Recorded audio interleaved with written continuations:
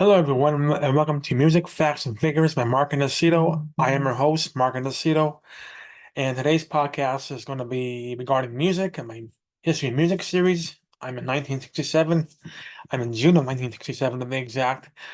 And today's episode is dedicated to the Monterey International Pop Festival, which was probably the biggest, probably the first, probably not the first ever, but the first biggest pop festival that made the pop festival what it is today in general. If it wasn't for this festival, there wouldn't be no Woodstock. There wouldn't be probably no Lollapalooza, Coachella, name a few, you know, all that. It was a 3-day festival in Monterey, California at the Monterey County Fairgrounds on June 16th, 17th, and 18th, Friday, Saturday, and Sunday, 1967. Uh, it was a historical fest with many musicians such as The Who, Janis Joplin, Jimi Hendrix, and Simon and Garfunkel, to name a few. Uh, there's uh, there's also a documentary about the whole uh, festival, a movie per se, which I have on Blu-ray myself. I have the Criterion Collection version of it, so I have probably the ultimate version of the whole thing. It's really interesting. It's really great. I mean, I think Woodstock was better documented, but the more you watch this, I mean, the more you watch Monterey, you think, okay, this is not that bad. Because initially, when I first saw the Monterey International Pop Festival, I didn't really care for it. I'm like, okay, this is kind of boring. It's short, but it is what it is, But the more I watched it, the more I'm like, this is not so bad. This is a great, doc. The director of the documentary is named D.A. Pennebaker, and he directed a documentary 2 years before, or a year, 2 years. It was filmed 2 years prior to Monterey, but it was released in '67 actually. Bob Dylan documentary. It was his last acoustic tour in England, which is another great watch. If you like Bob Dylan, it's really interesting to watch that when you watch, his last acoustic tour going on in England at the time. They had Donovan was in it, Joan Baez, Marianne Faithfull was there, and it was well documented. But so yeah, so let's get started. I got a PowerPoint for this. So those of you that's listening to this podcast might want to check out the YouTube version of it, which is the same audio. The audio itself is the same, but of course I'm going to show a PowerPoint, so you want to see pictures and stuff to go with the video, to go with the podcast. Check it out. My YouTube channel. If you like my YouTube channel, please subscribe. I greatly appreciate it. If you like my podcast, please subscribe. Follow me on apps such as Spotify, iHeartRadio, Google Podcasts, and Apple Podcasts as well. It's been a few weeks since my last podcast. I did a sports one the last time around, and I also sorry, I lost my train of thought for a minute here. I was hoping to do a podcast sooner, but I was having some issues with my computer where I couldn't research this, so I had to wait for another week or so. It wasn't like my computer was working in general, it just like there were some issues, like some stuff would get in the way. I couldn't do it, so I just was, I'm gonna wait, put it off. So I put it off and got it finished finally. Here it is. So hope you enjoy it. Um, the Monterey International Pop Festival. So let's get ready for our PowerPoint here. I'll start. First thing you're going to see is a blank screen. Then you're going to see the first slide I have, which is a poster, a, a promotional poster regarding the concert, the festival. Um, and again, going back, it wasn't the first festival that took place. Per se, there was blues festivals, there was jazz festivals. Um, the first quote unquote pop festival, I think, occurred in January of '67 at Golden Gate Park in San Francisco. Of a human being. It was mainly based on with Frisco bands from San Francisco, like Jefferson Airplane, Grateful Dead, etc. And a week before Monterey, the Saturday and Sunday before Monterey, another festival took place. It was the Magic Mountain, which I talked about before, actually.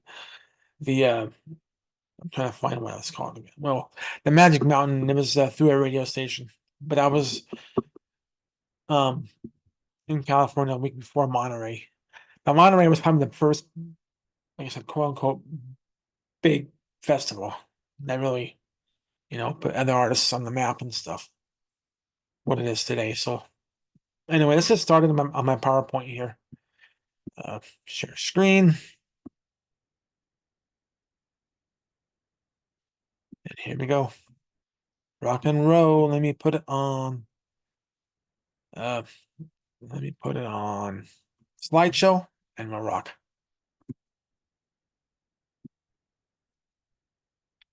So the first picture you're going to see is kind of controversial in a way. So if you're a kid viewing this by chance, if you think a parent's not going to worry, it's not crazy, but it shows some stuff that kids shouldn't see. So let's be aware of it. The first slide.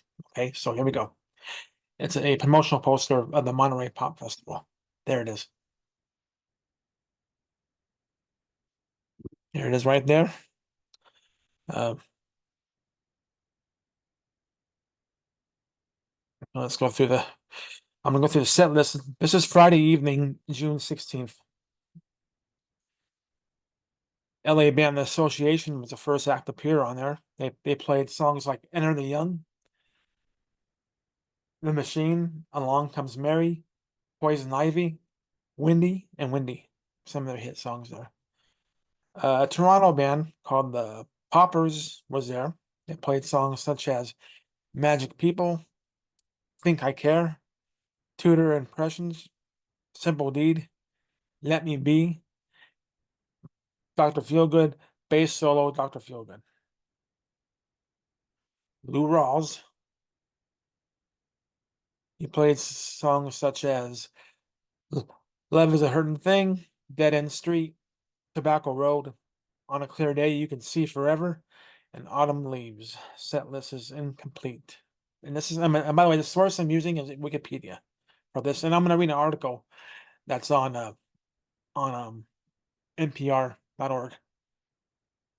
So, an artist called name, that's Lou Rawls again.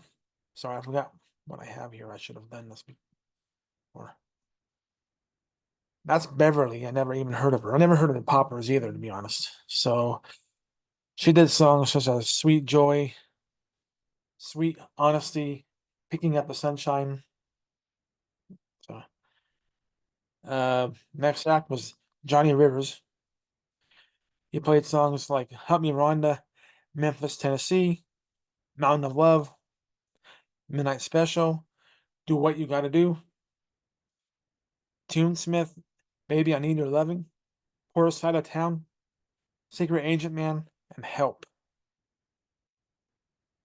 That's him again, Johnny Rivers. I saw Johnny Rivers in concert actually in 1997. And there's a local radio station in Denver, Colorado that used to play oldies called Cool 105. They're still around, but they play like 90s and 80s now, which is kind of cool because I like that stuff too. But they used to have a concert. They still have a concert called Cool Concert, but he was there in 97. I saw him in 97. Good performance. British Jack, the animal. Well, at the time they were called Eric Burden and the Animals. So the Animals were a British invasion band with lineup change. Only member that was with him still was their lead vocalist, Eric Burden. And they did songs such as San Francisco Nights, Gin House Blues, Hey Jip, and Paint It Black. There's Eric Burden.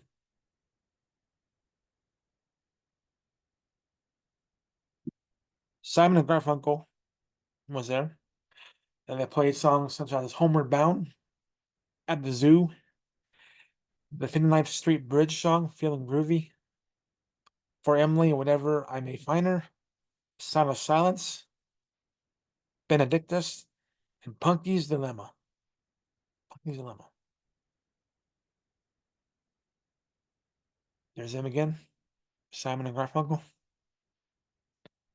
Don't know who's which. Paul Simon's the one with the short black hair on the right, and the other one is Art Garfunkel. I saw Art Garfunkel in concert as a solo artist. He was pretty good actually, really good actually. California band Can Heat was the first act to play Saturday afternoon, June 17th. They played songs such as Rollin' Templin', Dust My Broom, and Bullfrog Brew, can't talk. Bullfrog, that's a mouthful. Bullfrog Blues. There you go. Try saying that 3 times fast. And that's Alan Wilson. He was like the founding member of Canned Heat. He had an interesting voice. I mean, if you know some of their hit songs, like there's two of their main songs is well, they had 3 songs that really did really good. Uh, Going Up the Country and On the Road Again. He was lead vocalist of those 2 songs. They call him Blind Now, Alan Blind Now Wilson. Um, but yeah, the other hit they really had was called "Let's Get Together," 1970. That was sung by let's go back, Bob Height, which is the guy in the beard on the bottom, right there. They call him the Bear, Bob the Bear Height. San Francisco band Big Brother and the Holding Company with Janis Joplin as the lead singer. Did songs such as "Down on Me," combination of the two, "Harry," "Roadblock," "Ball and Chain." There's Janis Joplin again. There's a crowd. That lady in the middle is Mama Cass Elliot of Mamas and Papas. And that could have been a time when because she did watch Janis Joplin. There was I think documented somewhere where she was very in distant awe when she saw her perform on stage. So interesting. Berkeley, California band Henry Joe and the Fish was there. The next act. That's Country Joe McDonald right there. That's Barry the Fish Melton right here on the far right. Again, far left is Country Joe McDonald. The guy in the middle, I don't recall his name. And they did songs such as Not So Sweet Martha Lorraine, I Feel Like I'm Fixing the Diarrhea, The Bomb Song, and Section 43. There's Country Joe McDonald. Interesting the way they dressed back then. Not judging, it's really cool, if you ask me, but it's interesting. Al Cooper was the next performer. And he had songs such as I Can't Keep From Crying Sometimes and Wake Me, Shake Me. And I actually had an interview. I interviewed Al Cooper. Great interview. Great interview. I'm a little frustrated because the audio went bad and it wasn't no one's fault. I don't know why it happened. I don't know how it happened. And it was frustrating because that was a great interview, I thought. And I was like, if I kept it, it is what it is. Al, for watching this, I apologize for that, but I was, I was, it was an honor interviewing you. He's a legend, man. I mean, I'm gonna lie. The Paul Butterfield Blues Band was on the stage next. That's Paul Butterfield right there with the mic in his hand. Guy right here is Mike Bloomfield, guitarist. You see my arrow. He did songs such as Look Over Yonder Wall, Mystery Train, Born in Chicago, Double Trouble, Marianne, Dropping Out, One More Heartache, and Driftin' Blues. San Francisco-based band Quicksilver Messenger Service was there. They played songs such as Dino's song, All I Ever Wanted to Do, If You Live, Acapulco Gold and Silver, Too Long, and Who Do You Love? San Francisco-based band Steve Miller Band were there. They did songs such as Living in the USA, which was their biggest hit at the time. Or I think this was before that song came out. They played it live on stage, so Um, Living in the USA, Mercury Blues, and Super Shuffle. And don't quote me on this, but this is Steve Miller right here for sure. Guy in the middle, guy in back right there on the far left. Don't quote me on that. He was a member. I know for sure he was a member in the band, but I don't know if that's him or not. So don't quote me. Boz Scaggs. He had a pretty good. He had a solo career during the '70s. Very R&Bist. So I mean, you would think he was African American if you didn't see his picture. He did songs like Lido Shuffle, if you remember that song, and another song he did. I forgot what it was called now. I should have looked it up before I did this, but I didn't. My apologies. But that right there, I'm not certain, but he was a member at the time. Boz Scaggs. So again, don't quote me that's him or not, but he was a member for sure. Steve Miller. The Electric Flag was the next to play. And that's another band that Mike Bloomfield was in right there in the middle.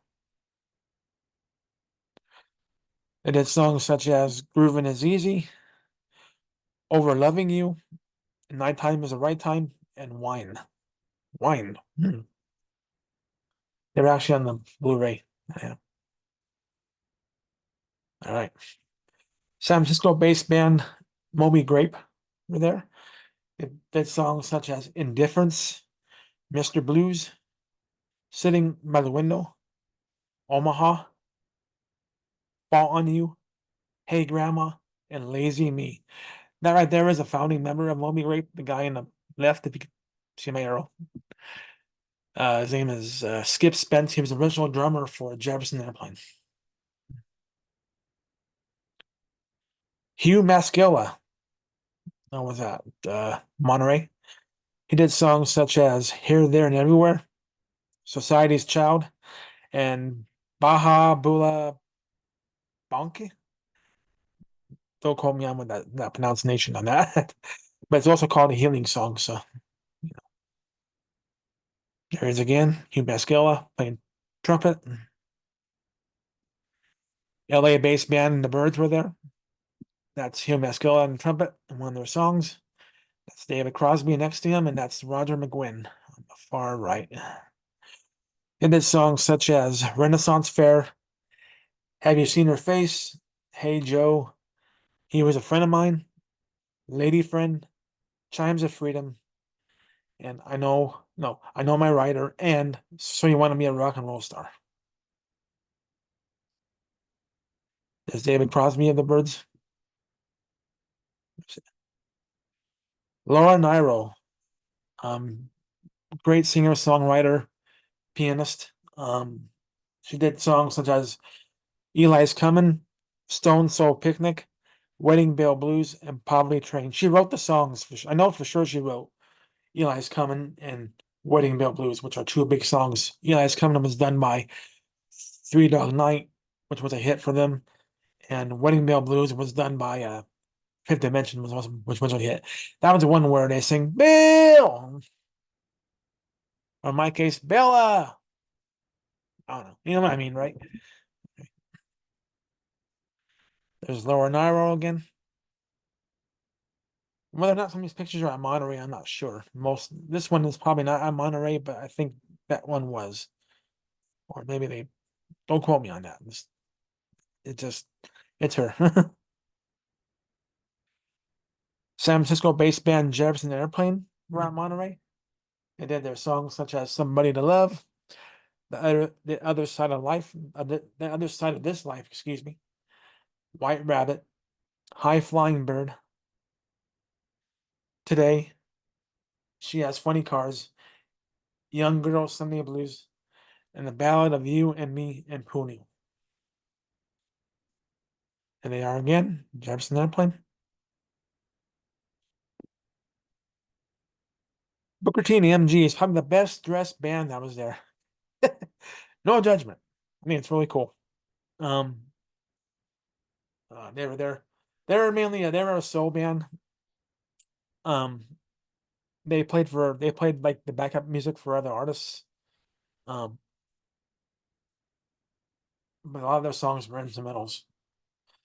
They did songs such as Bookerloo, Hip Hugger, The Philly Dog, and their biggest hit, Green Onions. Green Onions was in the movie American Graffiti. If you saw it, it was at the end where that big race happened. At the end, that drag race, Harrison Ford and got his name now. The other actor in the yellow car.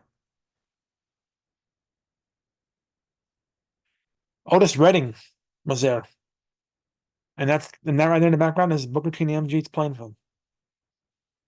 Uh, he did songs such as "Shake," "Respect," "I've Been Loving You Too Long," "Satisfaction," and "Try a Little Tenderness." Great songwriter, great singer. One of the greatest performances of that whole festival was him by far. Sadly, he had passed away months later, December 10th, 1967, in a plane crash. There he is again, Otis Redding.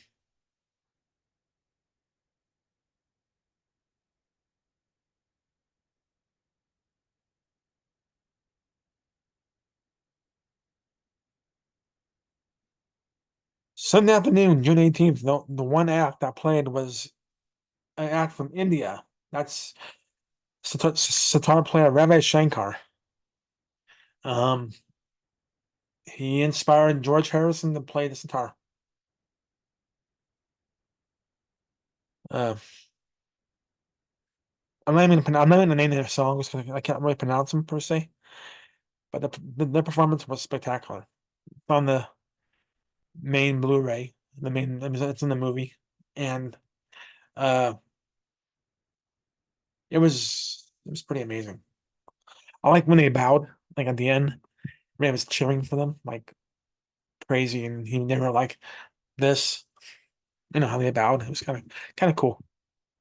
And this FYI, this is kind of well, it's regarding Rabbi Shankar. He is the father of jazz singer and pianist Nora Jones. Didn't know that.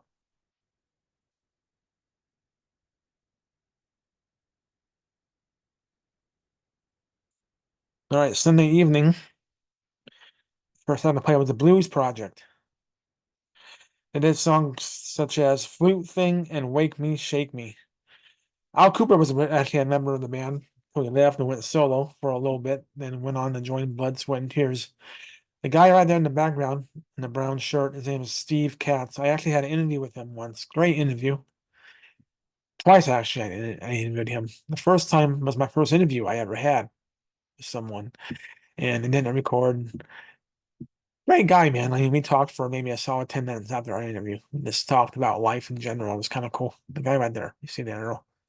He was actually playing bass. He was actually a rhythm guitarist, but he was playing bass time because the bass guitarist initially it was the guy playing the flute, but he was doing the bass. But great interview, Steve Katz, man.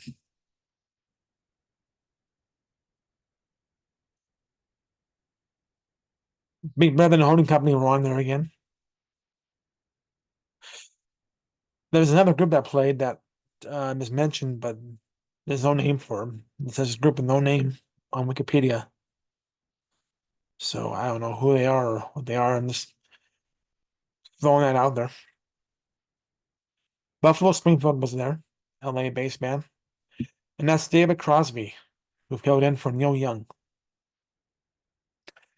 The guy in the middle, his name is Richie Furay. Um, he actually is a retired pastor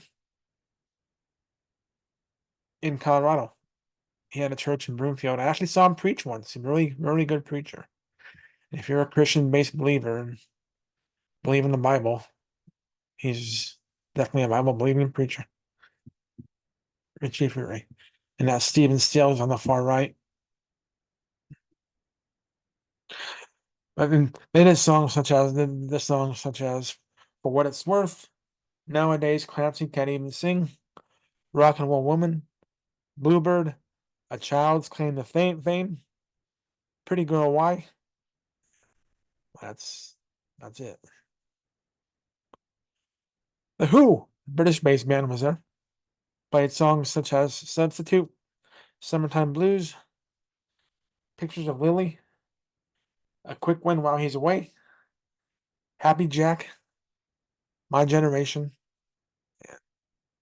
Okay, that was it. Sorry, my phone went blank for a minute. That's a Who. Who again? That's Pete Townshend matching his guitar. And My Generation. That guy there, I don't know who he is. Far left, I don't know who he is.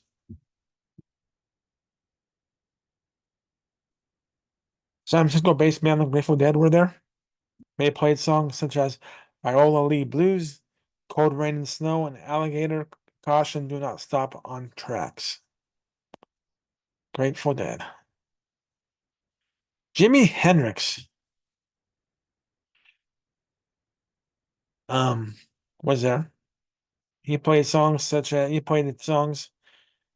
Killing Floor, Foxy Lady, Like a Rolling Stone, Rock Me Baby, Hey Joe, Can You See Me, The Wind Cries Mary, Purple Haze, and the classic Wild Thing, which he lit his guitar on fire and then smashed it. So he was actually American, Hendrix himself, but his two bandmates, the drummer Mitch Mitchell and then Noel Redding, the bass guitarist, were British. So they were mainly a British band. They were formed in Britain, per se. Yeah, but he's from Seattle initially, Jimi Hendrix, but went to Britain, started as that. So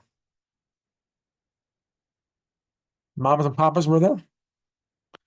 They were kind of the main ones that kind of started the whole thing with their producer Lou Adler. So they were kind of involved with the whole setup of the whole festival. And had songs such as Straight Shooter, Spanish Harlem, Somebody Groovy, Got a Feeling, California Dreamin', I Call Your Name, and Monday Monday. Scott McKenzie was there, one hit wonder, but I mean, I only heard one of his songs and it was a hit. It was written by John Phillips, the leader of Mamas and Papas. And a song that he wrote for Scott McKenzie was San Francisco, Be Sure to Wear Flowers in Their Hair. Papa's song back in the day. And there's Jimi Hendrix right there with Rolling Stones member Brian Jones. Brian Jones holding a Budweiser. American beer. He's like, this American beer is awesome, man. Just kidding. And there's a picture of Jimi Hendrix rehearsing for the festival, and that's Al Cooper on the far left. Again, I interviewed Al Cooper. He had mentioned this was one of his favorite moments of the festival. Like it was a favorite picture of his, or there's a couple of pictures of this moment. Well, not it's this one or another one, but it's his. It was considered his favorite picture. He mentioned in an interview.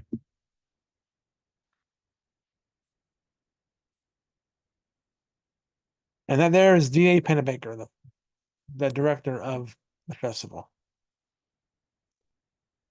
holding a camera. I'm going to read an article. I'm going to go back for a little bit. So I'll start here. What the heck, right? So this article I pulled up is on npr.org, another source I'm using for this whole podcast. And it's called A Look Back at Monterey Pop. 50 years later, it was published on June 15th, 2017 by Paul Ingalls. I'm going to read it for you. In the 21st century, destination music festivals seem like a dime a dozen. But just 50 years ago, there was only one, the Monterey International Pop Festival, which featured more than 30 artists and bands playing over the course of 3 days in the summer of 1967.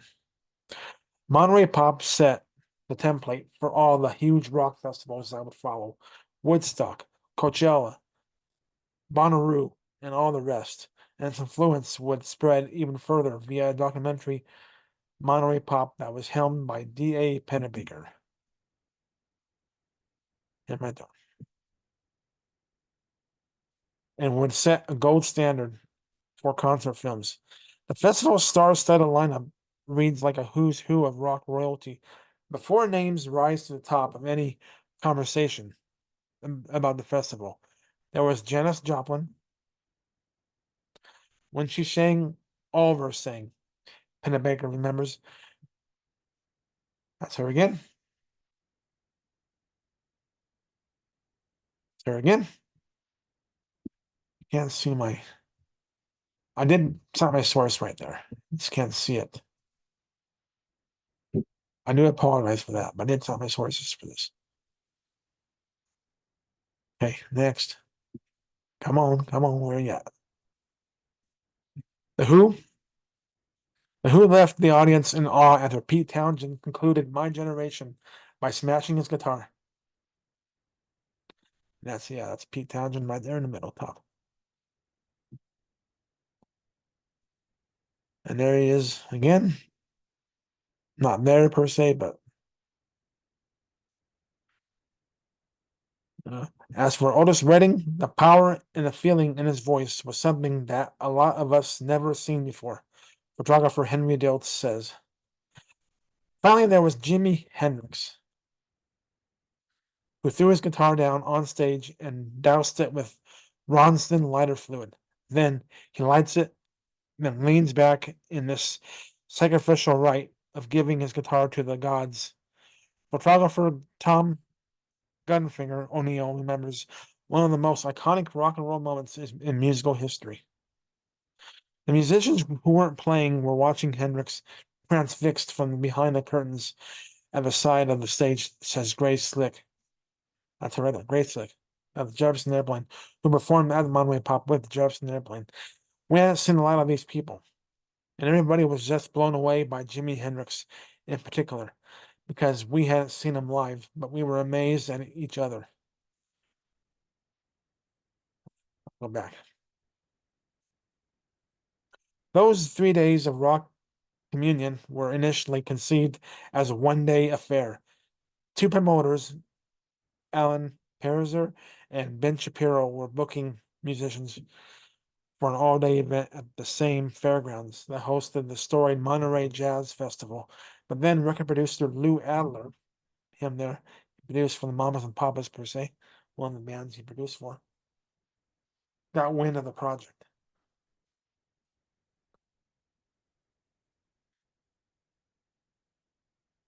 Go back. um, Rock and roll was not considered an art form, Adler says. So when this idea came up to possibly do this at the same venue that had jazz festivals, we thought this might be a chance for that validation. Adler and his partner, John Phillips and the Mamas and Papas, took over planning. Did not get off to a smooth start, though the idea for the festival had always been to showcase a wide range of musicians. The psychedelic bands from San Francisco wanted nothing to do with the more commercial pop musicians from Los Angeles. Those meetings that took place in San Francisco, Adler says, pretty much almost came to blows. On top of that, local authorities in Monterey were starting to get cold feet over the prospect of their town being overrun by hippies to smooth things over. Phillips wrote a song, San Francisco, Be Sure to Wear Flowers in Their Hair. The song was an instant hit and broke through the top 10 charts in the United States. In the meantime, ABC TV put up a $200,000 advance to get a film made about Monterey Pop for its new Movie of the Week series. Pennebaker, fresh off the success of his Bob Dylan documentary, Don't Look Back, was hired to make it.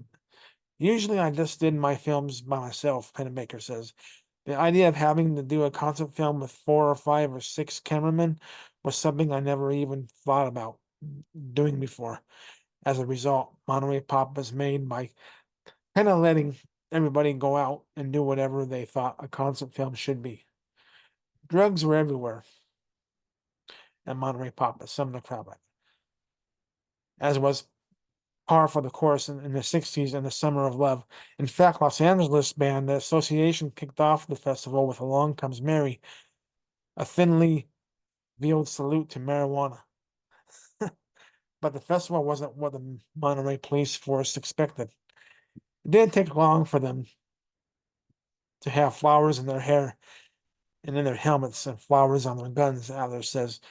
The changeover from what they were told was going to happen to what actually happened in Monterey was very special.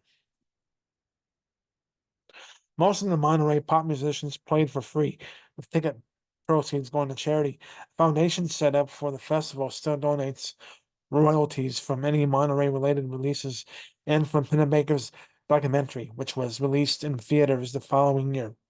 However, Monterey Pop never aired on ABC, the network that bankrolled it, a decision made by Tom Moore, the head of ABC at the time, and according to Adler, a very conservative Southern gentleman.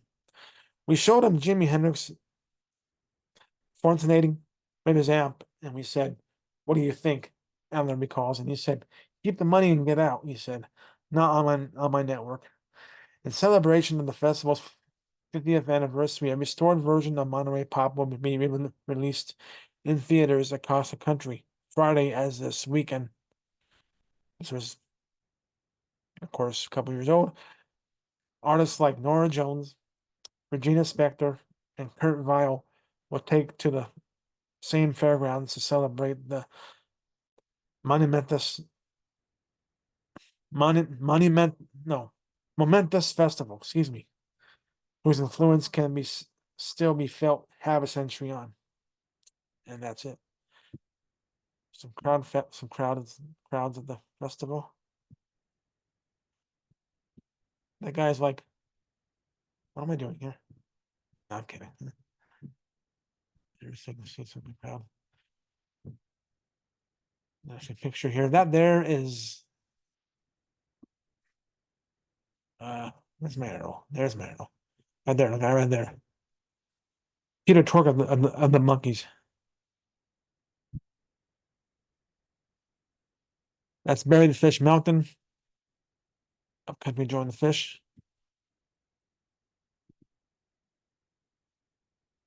And this here is a poster. It says right there what it is, a Beatles illustration from the Monterey Pop Festival program, 1967. In February of 67, the Beatles were asked to contribute a drawing to the upcoming Monterey International Pop Festival. That's pretty cool. And I think that's it. That's all I have for this. So I'm gonna stop sharing. There it is.